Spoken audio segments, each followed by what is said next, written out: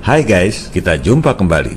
Belakangan ini, ramai sekali pemberitaan tentang mantan Presiden Jokowi yang masuk dalam nominasi manusia terkorup menurut OCCRP.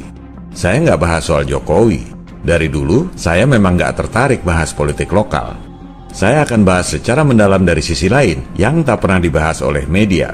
Pada episode ini, kita akan membongkar rahasia secara faktual dan tak terbantahkan di balik penentuan manusia terkorup dunia menurut OCCRP. Untuk membuka mata, menambah wawasan, serta mencerdaskan kehidupan bangsa.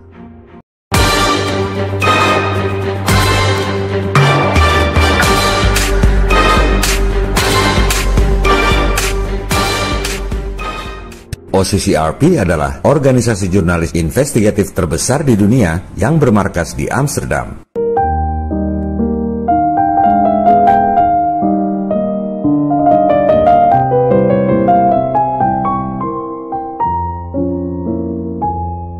OCCRP singkatan dari The Organized Crime and Corruption Reporting Project, proyek laporan kejahatan terorganisir dan korupsi. Sebenarnya yang mereka nobatkan jadi manusia terkorup dunia 2024 adalah Assad, mantan presiden Syria. OCCRP menulis catatan bahwa ada 5 finalis lainnya, termasuk Jokowi. Yang menarik perhatian saya justru nama-nama lain yang ada di daftar finalis aduan masyarakat itu. Ada yang dari Kenya, Indonesia, Nigeria, Bangladesh, dan India. Kok semuanya di negara-negara berkembang? Di Asia dan Afrika doang. Seolah-olah negara-negara berkembang di Asia Afrika itu yang paling korup. Padahal kalau bicara sesuai singkatannya, OCCRP, Organized Crime alias Mafia, kok nggak soroti kartel-kartel narkoba di Amerika, seperti Sinaloa Cartel, CJNG, atau tokoh-tokoh seperti El Chapo, El Mencho, yang jelas-jelas jadi buronan termahal dalam sejarah Amerika. Kalaupun bicara pengusaha terkorup, kenapa ada nih di India?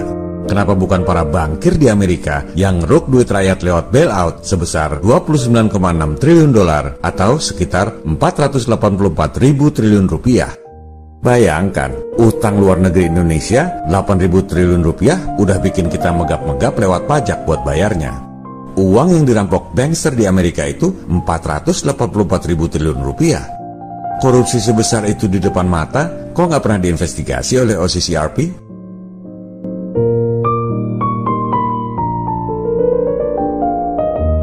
Dan penentuan Assad, mantan presiden Syria yang baru digulingkan, sangat menggelitik hati saya. Assad ini digulingkan oleh komplotan Israel. Bahkan setelah digulingkan pun, Israel malah makin cawe-cawe. Yang juga hot cawe-cawe Syria adalah Turki. Masih ingat di pertemuan G8, Presiden Prabowo lagi pidato untuk bela Palestina, tiba-tiba banyak yang walk out. Bahkan Presiden Erdogan menyenggol kursi Prabowo. Alasannya karena ada acara lain. Ya nggak mungkin, orang cuma 8 kepala negara yang hadir. Analisa saya, Erdogan memang nggak suka presiden kita bicara soal Palestina di forum G8 itu. Pertama, karena G8 adalah forum ekonomi, bukan forum politik untuk bahas konflik seperti Palestina. Kedua, karena Turki memang lagi kongsian sama Israel untuk nyaplok Syria. Ini analisa saya. Yang jelas, pemilihan Assad sebagai manusia terkorup oleh OCCRP langsung menggelitik hati saya. Ini sih politis banget. Kepentingan siapa yang diwakili? OCCRP ini jurnalisme beneran apa bayaran? I'm not going to give you a question. You are fake news. Go ahead. Maju tak gentar, membela yang bayar. Bagaimana kita bisa tahu? Gampang. Lihat aja daftar donornya. Siapa yang membiayai OCCRP?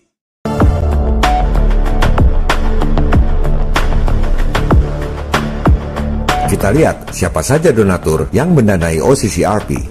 Dari sektor swasta, antara lain Ford Foundation, Open Society Foundation milik Soros, dan Rockefeller Fund.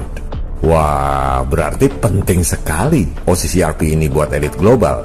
Sampai ada 3 datuk turun tangan untuk biayai. Dari sektor negara, dibiayai oleh pemerintah Amerika. Sampai 2 departemen biayai, saking dianggap penting. Pemerintah Inggris, Prancis, Swedia, dan Uni Eropa. Gunakan kecerdasan Anda. Dari sini kita sudah harus bisa baca kepentingan siapa yang diwakili OCCRP dan arahnya kemana. Dari negara-negara tersebut kelihatan sekali bahwa itu adalah kepentingan NATO. Dan di belakangnya, elit global yang menggunakan NATO untuk kepentingan politik dan ekonominya.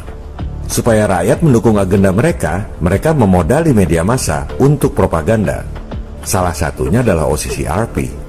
Elit global memang dari dulu menggunakan kekuatan media untuk propaganda kepentingannya. Sebagian besar media massa di dunia sebenarnya dimiliki oleh 6 perusahaan saja. Ya dia lagi. Pelajaran di sekolah maupun berita-berita di media selalu mengagung-agungkan pers yang independen. Maksudnya nggak boleh ditekan oleh pemerintah dan rakyat, tapi dependen pada para pemilik dan donatur asing. Ini jurus lama, sudah didesain dalam The Protocols of Zion tahun 1897. Makanya mereka selalu mengagung-agungkan jurnalisme yang independen dari pemerintah dan rakyat, supaya mereka lebih leluasa menggunakan kekuatan media untuk menggolkan agenda politik mereka.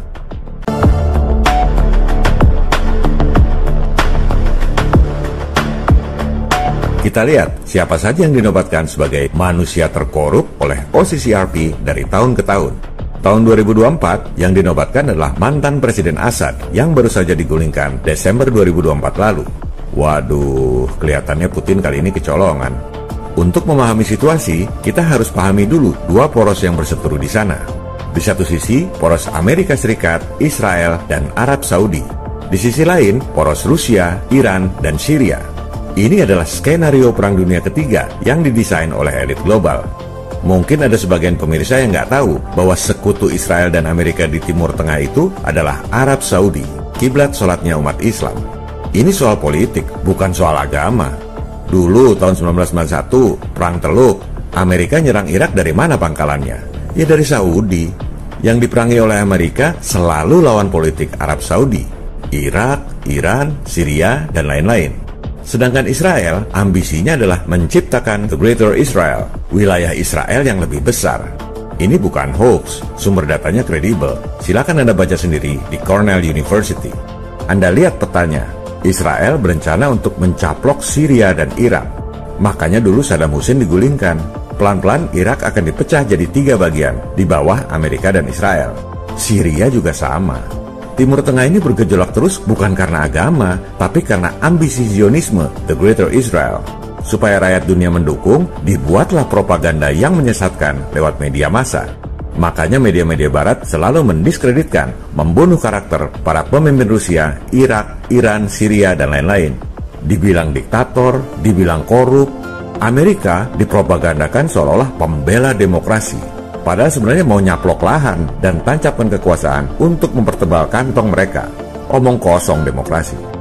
Media-media barat itu selalu standar ganda. Perlawanan rakyat di Ukraina disebut pahlawan. Perlawanan rakyat di Palestina disebut teroris. Ini namanya standar ganda. Bahasa sederhananya munafik.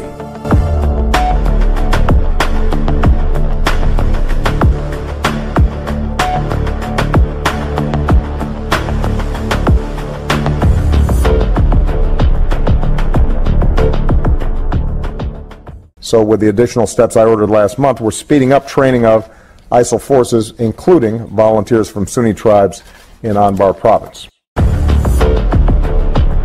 Nah, dengar sendiri kan, presidennya aja ngaku Amerika melatih dan mendanai ISIL alias ISIS. Semua kekacauan di Timur Tengah itu sebenarnya bukan masalah agama, tapi soal politik yang licik. Assad diteror, dikatakan diktator, digulingkan oleh kaki tangan elit global. Setelah itu, dibunuh karakternya, dibilang manusia terkorup 2024 oleh corong propaganda elit global OCCRP.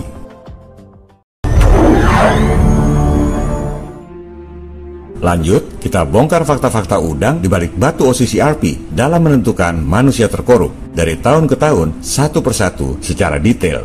Sebelum Assad, 2023, yang dinobatkan adalah Jaksa Agung Guatemala.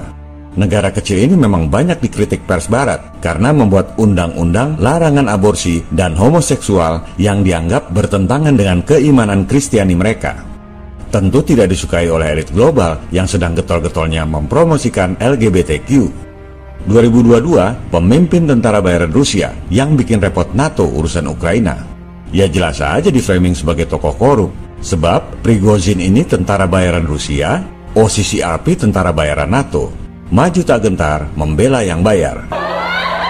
Gus Dur keluar lagi deh. 2021, Presiden Belarusia. Satu-satunya negara di Eropa yang ketika pandemi tidak mau lockdown. Coba kita lihat hasilnya, berapa tingkat kematian COVID di negara tersebut per 1 juta penduduk sehingga apple to apple. Data dari Worldometer. Belarus ini tingkat kematian COVID-nya cuma 755 orang per 1 juta penduduk. Bandingkan dengan negara yang heboh lockdown. Inggris misalnya, 3.389 orang per 1 juta penduduk. Ini fakta berdasarkan data dan angka data dari mereka sendiri. Yang lockdown malah 4,5 kali lebih banyak tingkat kematian COVID-nya dibanding yang tidak lockdown. Brilian kan Presiden Belarusia? Hadiahnya Presiden terkorup. 2020, Presiden Brazil yang dikenal dekat dengan Trump. 2019, Perdana Menteri Malta, negara kecil dengan pendapatan yang tinggi tapi tidak mau ikutan NATO. 2018, Danske Bank di Denmark dituduh melakukan pencucian uang. Ini standar ganda. Faktanya, duit-duit koruptor, duit narkoba, duit judi, dan lain-lain sedunia paling banyak ditaruh di mana? Di Swiss, UBS, atau Deutsche Bank di Jerman, atau HSBC di UK. Ngapain ngurusin bank kecil di Denmark? Cuma gara-gara nyuci duit Rusia yang jumlahnya nggak terlalu banyak. Gajah di pelupuk mata nggak kelihatan, kuman di seberang lautan kelihatan. 2017, Presiden Filipina yang waktu itu sempat batalkan perjanjian pangkalan militer dengan Amerika, langsung dijuluki Presiden terkorup.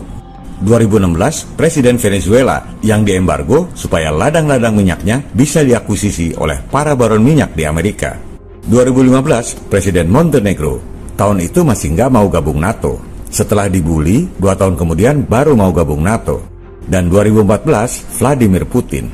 Terbuktikan, OCCRP ini prioritasnya menghajar musuh NATO doang. Kenapa Putin dibenci? Tahun 2013, CIA membentuk ISIS untuk tumbangkan Assad.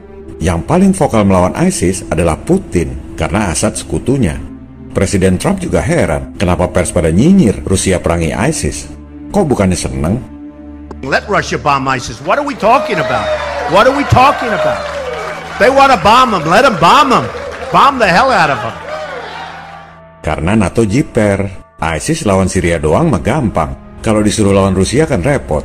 Langsung 2014, Putin dinobatkan sebagai presiden terkorup.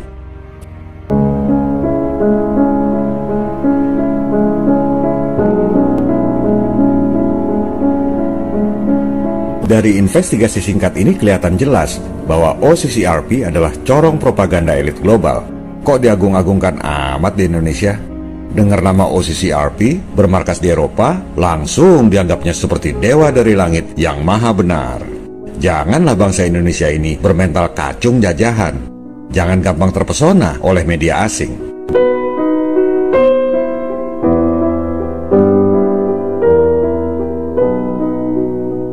Jadilah bangsa yang berkelas dan berkarakter. Seperti ajaran bapak bangsa kita, Presiden Soekarno, Nation Character Building. I hate imperialism.